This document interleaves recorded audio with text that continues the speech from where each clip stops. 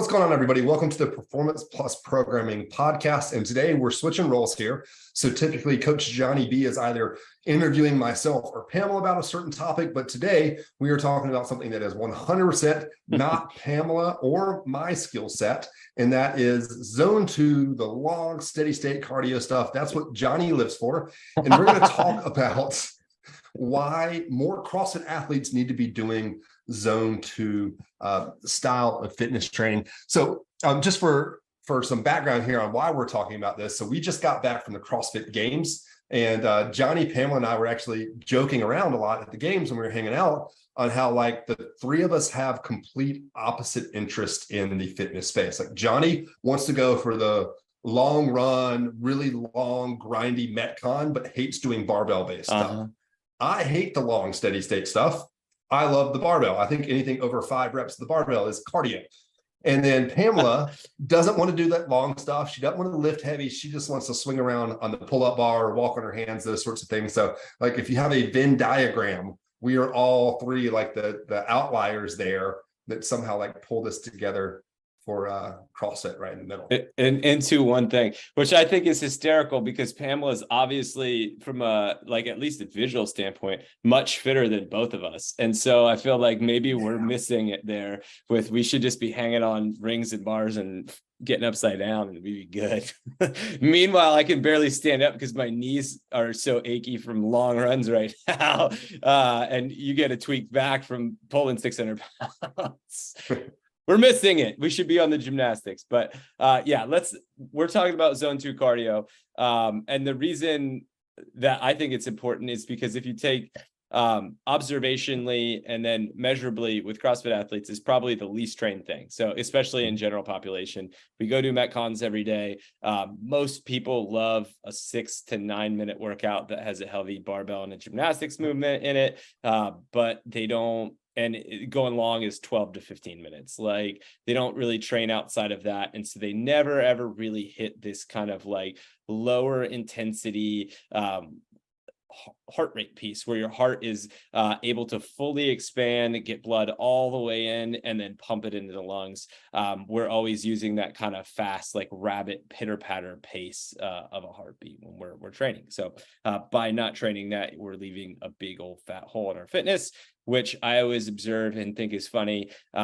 And the classes that I coach, I'll get athletes that are very good CrossFit athletes that are out of breath when we're doing like anything in a warm up that lasts longer than 10 minutes. Like we'll be, biking on a echo bike. I don't really, and then all of a sudden they're like, I'm dying, dude. I got to stop this. I'm like, dude, you just freaking did Diane in 3.5 minutes. Like, how are you dying? So it's important. And it's very, very, very missed.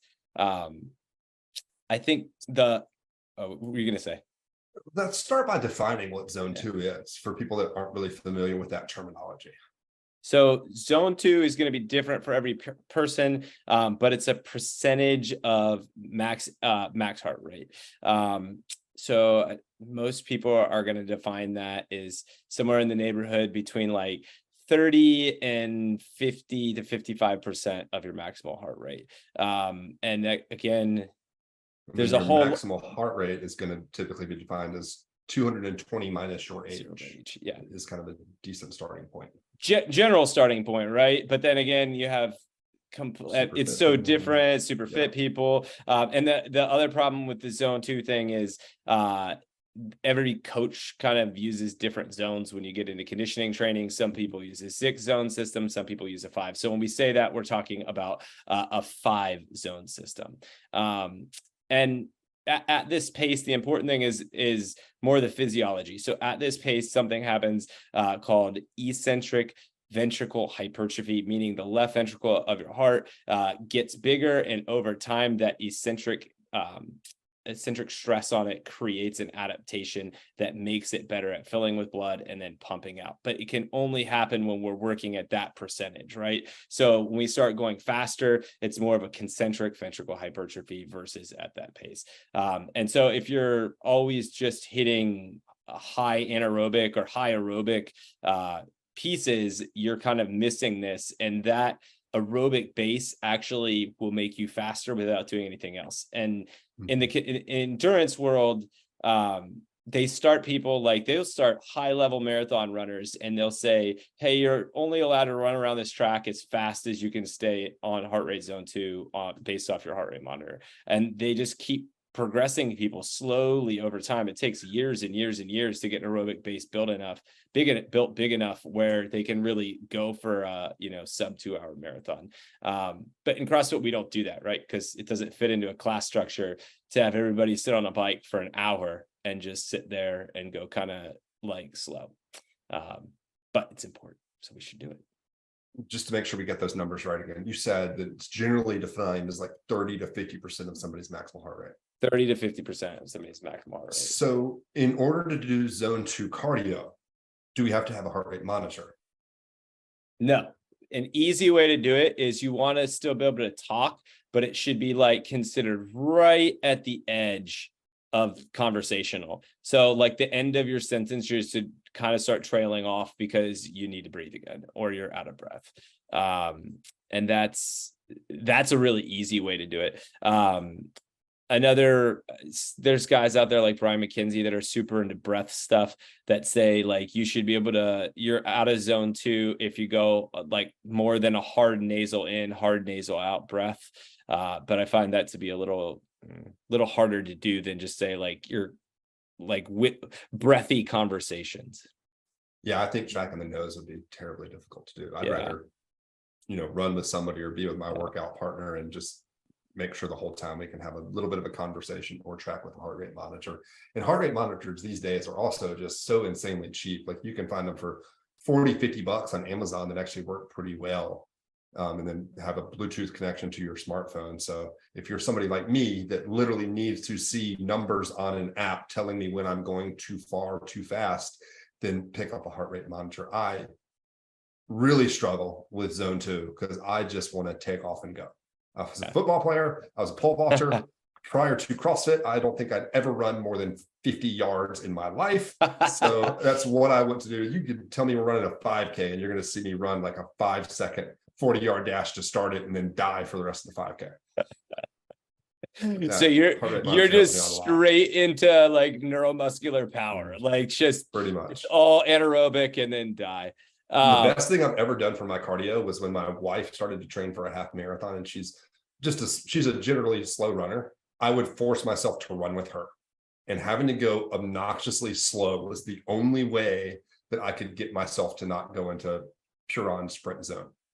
It's hard, man. And that's, I think, another thing that when you come out of a bit of a competitive mindset like CrossFit offers, and then you go into this thing where if you set your heart rate for, let's say it's 60%, which I think is a pretty, like if everybody uses 60% of their max heart rate for zone 2, it will be pretty spot on for a CrossFit athlete. But if you set your heart rate monitor or whatever device you're tracking with to beep at you when you hit anything above that, a lot of times you're going to be walking and it hurts your freaking ego to be like, damn, I can only walk in heart rate zone 2. And it's boring. It's not fun. But it truly is like a huge piece of developing that base for fitness.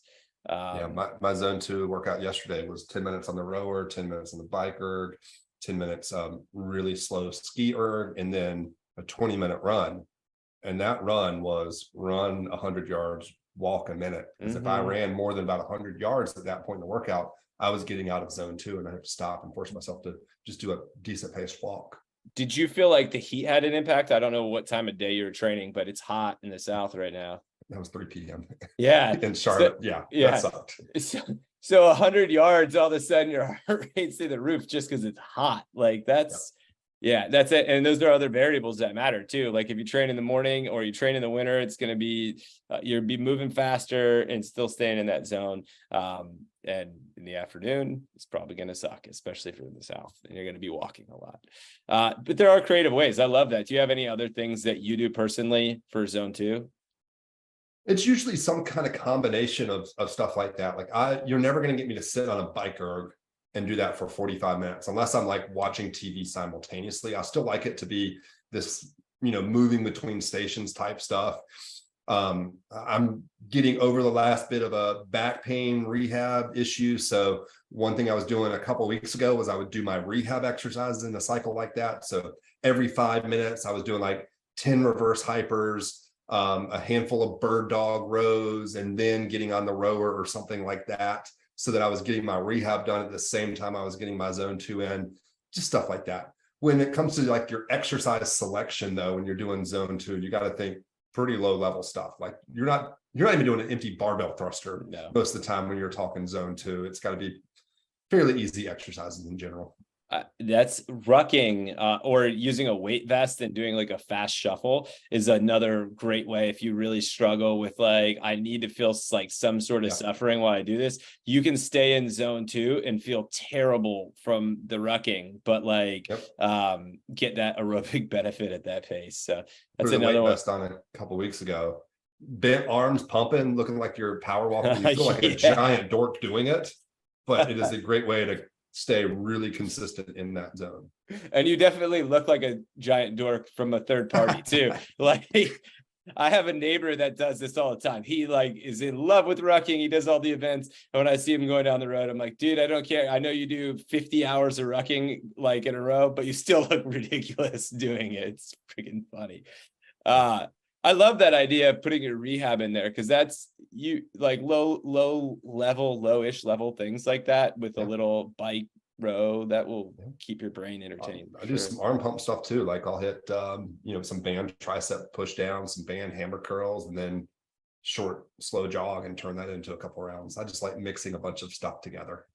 Yeah, a way that I love that's in our Build Your Engine program is to start. So in that program and most endurance programs that use a machine, you're going to use your wattage, your FTP, your 20-minute max average or average value to find out what you start. But you start at a percentage of your wattage that is very, very low and easy to sustain. And then every 5 minutes, increase it by an interval. And for the first, let's say it's a 40-minute session you're going to do, the first 30 minutes, you're staying in zone 2 or high zone 2, maybe like bottom of zone 3. And then the last 10 to 15 minutes turns into your heart rate just exploding. But it's a good way where you can at least get 30 minutes of zone 2 work in and then feel like you just crush yourself at the end and bring it back. But that's that program specifically has a ton of periodized zone 2 work in there that is intentionally less boring than sitting on a bike erg or an indoor cycling train or a Peloton or something, just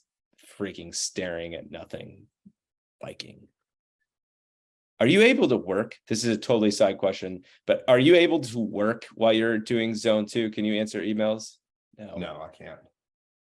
My problem is if I try to answer emails or something like that, I will get so caught up in answering the email that I'll actually start cycling or whatever I'm doing too fast. So it takes so you get ramped. Like TV in front of me with the heart rate monitor right below that, or just doing like some of the cycle type stuff that we talked about where I'm entertained enough by constantly changing what I'm doing. But yeah, I'll zone out and just start going a little too hard answering emails. I wish I could. I do too. It drives me crazy. I'm in my Ironman training cycle right now. There's a lot of zone 2 stuff, like a ton of zone 2 stuff. And it just feels like it's so wasteful to just like sit on a freaking bike and like ride that slow and not be able to do anything else. But like I've tried to answer emails, tried to do other things, and the result is not good. So it's just like, all right, this is good. I'm gonna sit here and stare at my watch and listen to a podcast. Yep, podcast is where it's at, or audiobook. Yeah. Let's jump back into physiology a little bit. So you had mentioned earlier the eccentric loading on the left ventricle. That then allows us that ventricle. So for those that aren't familiar with the heart, there are 4 chambers in the heart, and blood pumps through those 4 chambers and then out of your heart. Why do we want that left ventricle to get that eccentric load on it? To grow, to make it bigger and stronger. Because the heart's a muscle. Yeah, heart's a muscle. It's there's a point where you don't want to. People die from enlarged hearts, right? You don't want to over enlarge your heart, but in a healthy way, that's what zone 2 is doing. It's actually making your heart bigger and stronger from a hypertrophic standpoint, the same way that doing hypertrophy work for your arms is. Every time one of us says hypertrophy, I just want to laugh because Pamela cannot pronounce that word. And now every time I hear it, how does she say it? Do you remember, Johnny? I know this is an aside for people that want to hear about zone 2. hypertrophy. I can't even Hypertrophy. pronounce it. Yeah, it's We I had it can't. on our social media page. We'll have to post that again sometime soon. Yes. But I spent years trying to get her to say it correctly. That's still just cracks me up when I hear anybody say it because I think of Pamela right away. All right, back on track. Sorry, off track for 1 second. She said it right on a call we had the other day and was so proud of herself. Like she stopped the call to tell us, like, I said it right, guys. Nice. Yeah, it's great. So if we do this zone 2 work, like that is not what we do in CrossFit workouts though. Like you'll every now and then see a workout that might look zone 2-ish, but that's pretty rare in the CrossFit space, where most workouts are in the 6 to 15 minute range is where 75% of your CrossFit workouts, if not more, are going to land. So why do this longer workout? Because that, from the principle of specificity, doesn't sound like it would actually improve that stuff. How does it help your actual CrossFit? It allows you to get more oxygen into your blood. It allows you to get more blood in your bloodstream because your heart's bigger, can take more blood in and then pump that through your lungs, which gives you more oxygen, which allows you to do more, right? Because you're not hitting that anaerobic standpoint, which we know you can't hang out in for very long. So it kind of, if your threshold now is at 155 beats per minute, it will help you lower that threshold, or raise that threshold, sorry. So you actually, if you're currently can do Fran, your heart rate's 155 and that's your puke zone, and you do a bunch of zone 2 work, you do Fran in the same time, you won't feel the pukey feeling, and you literally won't be as out of breath or working as hard, which means that you could then push it farther. So you could actually gain more work. And it feels like it's counterintuitive because you're going slow to go fast.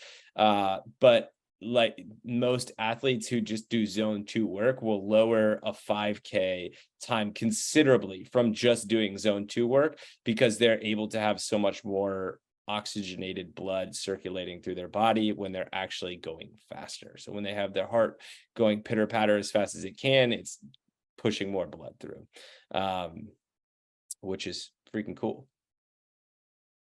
You also believe that between sessions, will people recover better if they have a larger aerobic base? That's what the research says. Yeah, it says that.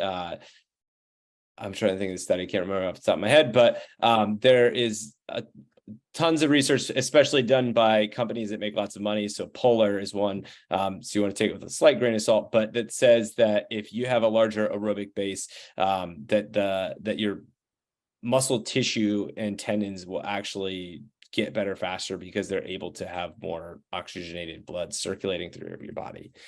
Is that kind of the same thing from physical therapy land? Yeah. So I think your overall ability to recover will go up. And from a physical therapist standpoint, I have a lot of people do zone 2, not even just from the physiological side, but so many CrossFitters are type A that just want to get slammed in the gym. They're also hardworking, in their actual work life. They got a lot going on, and type 2 stuff is really good for down regulating your nervous system and helping your nervous system recover so that they can go harder in the next workout. That's an all-out effort. That's crazy. So I do want to add one thing into this that is important as we're talking about this. It's also not fast. You get benefit from this, and you get benefit from the healing standpoint and all these things we're talking about. But to really see like a lot of meaningful change to your performance, like the research kind of says it can take up to 6 months of consistent zone 2 work. So if we're looking at that from a prescriptive standpoint, you need like a session a week to start, at least, especially if you're not doing it now, for somewhere in the neighborhood of 6 months before you would go test a workout like Fran Diane, something that's short and fast, and see a crazy gain from it. It will help you recover. It will create meaningful change. But the kind of is there a shortcut there fact is that it takes a while and you have to be consistent with this. So 6 months, once a week. How long should people be aiming for on those once a week workouts? Perfect 100% would be 60 minutes. 30 minutes, there's plenty of instance of seeing meaningful improvements after 30. So think of 30 as your minimal effective dose. If you have the time, throw in an hour session a week, and that will take you to all sorts of places you've never been before. So for me, Monday through Friday is my CrossFit and my strength stuff. And I either choose Saturday or Sunday to do a longer steady state thing, like one of those intervals. Or if my son's having a day where he just will not be quiet, he loves to go out in his running stroller. And so I'll take him out for a long run walk on the weekend when he just needs to chill out and get out of the house. That's Once a a week. perfect, Glad dude. it's That's just once a week though. yeah. Right? Because any more than that, then it's just obnoxious. Then you're, like a full-time athlete throwing hour sessions in at the end of your day to try and get your zone 2 work in. I think that's one of the best parts of zone 2 work is that it can be something that you do as part of your life, right? Like you can, if you like walking your dogs or like hiking, you can get yourself into zone 2 in those activities and not have to go make this like some separate day at the gym. You can just make it part of your life. You can generally, your friends that don't do CrossFit don't hate you or don't hate doing zone 2 with you because it doesn't hurt that bad. So those are other really creative ways. But I think if you're looking to get some specificity around this, we have a aerobic based running program and then build your engine program that both periodize this into what you're doing. So if you're like, hey, I'm just not going to go out and take my dog on kind of a quick walk or my kid on a kind of quick walk on Saturdays or Sundays, then this is a meaningful way to do it. Or the no thought way is just to get on a bike erg and put on a watch or a heart rate monitor and just look at it. So, but do it and you will be a better CrossFitter. Awesome. Anything else to add there? I think that was pretty comprehensive, yet not too much in the weeds on the science behind zone 2. So I'm assuming most of our listeners are like me, where they just want to know what to do, not exactly how it works. No, I don't think there's anything else to add to that. Oh, I'll add this as well. This is a nice cherry on top. There's a great book that just came out by a guy named Dr. Peter Attia that a lot of people listen to, called Outlive. And he's done a ton of research around exercise and what will actually matter for your longevity. And zone 2 is really, really important for your VO2 max as you age. So we generally see people lose that capacity by 10% per year after 40. But the more zone 2 that you kind of put into your exercise diet, the longer that you'll sustain that higher VO2 max. And if you're a CrossFitter that cares about competing, even in the gym, you need to keep that VO2 max kind of high in order to actually be able to perform at the high level. Well, if we're going to mention books, let's throw in one other book, Joel Jamieson, Ultimate MMA Conditioning. Yeah. By far the best book I've ever read in terms of conditioning. So if you want to go into the weeds of understanding why zone 2 stuff is so important, that is a great book that hits the science, but isn't like reading a boring research paper. Yeah. Yeah. It's really, really good. Joel's a legend in the space for sure. So cool. Hope that thank helped. you for outlining that stuff, Johnny. And we'll see you all here on the podcast next time.